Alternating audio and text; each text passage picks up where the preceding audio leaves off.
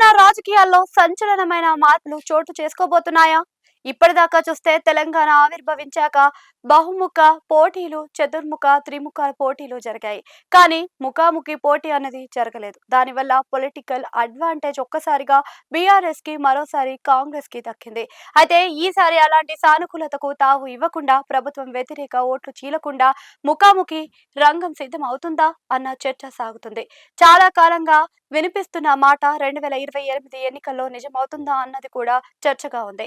BJP, BRS కలిసి పొత్తు పెట్టుకొని మరీ బరిలోకి దిగుతాయా అన్నది కూడా పెద్ద డిబేట్ గానే మారుతుంది.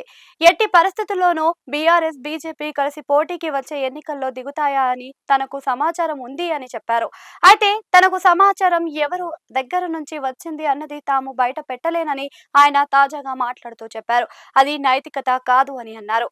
అయితే ఆ రెండు పార్టీలు పోటీ చేయడం ఖాయంగా అని రేవంత్ రెడ్డి బల్లగుద్దుతున్నారు. దానికి అనేక ఉదాహరణలు కూడా ఆయన ముందు పెడుతున్నారు.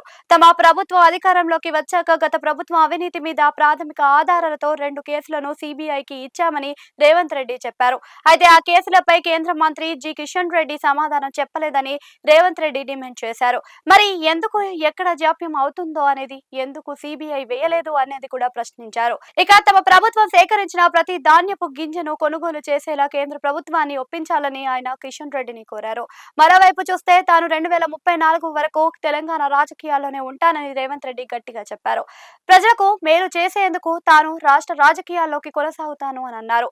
అలాగే పిసిసి చీఫ్ మహేష్ గౌడ్ తాను ఒక సక్సెస్ఫుల్ కాంబినేషన్ ని నడిపిస్తున్నామని, తాము 2028 ఎన్నికల్లోనే గెలిచి వస్తామని రేవంత్ రెడ్డి ధీమా వ్యక్తం చేశారు. ఇదిలా ఉంటే రేవంత్ రెడ్డి మరో కీలక ఆరోపణ చేశారు. మాజీ మంత్రి బీఆర్ఎస్ అగ్రనేత హరీష్ రావు బీజేపీలోకి వెళ్తారు అని అన్నారు.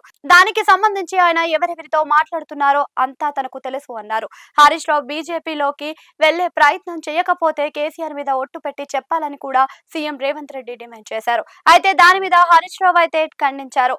తన రాజకీయ పుట్టుక బీఆర్ఎస్ లోనే జరిగిందని, తాను జీవితాంతకాలం అందులోనే కొనసాగుతానని అన్నారు.